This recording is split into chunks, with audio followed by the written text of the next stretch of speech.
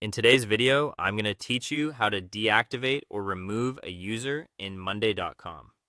To get started, make sure you're signed in to Monday.com with an administrator account. This is important because only admins usually have access to the settings needed to manage other users.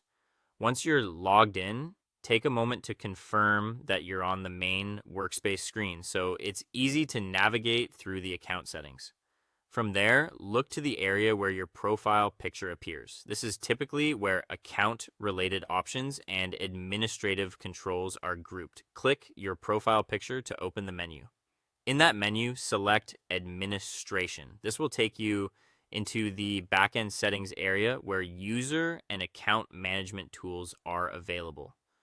Once you're inside the administration section, look for the area labeled Users or User Management. The exact wording can vary slightly depending on your account type or updates to the platform, but the goal is to open the section where all active users are listed. This is where you can review who currently has access to the account. Now find the specific user you want to deactivate. If your account has a large number of users, it may help to scroll carefully or use any search or filter tools available on the page to locate the correct person more quickly.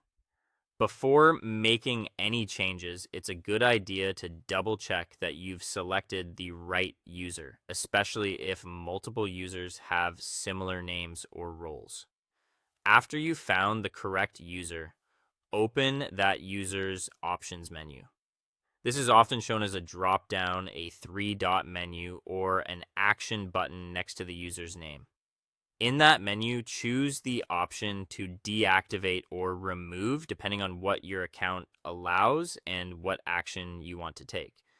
Deactivating a user usually prevents access without fully deleting their presence from the system, while removing may be more permanent, so be sure you choose the option that matches your goal.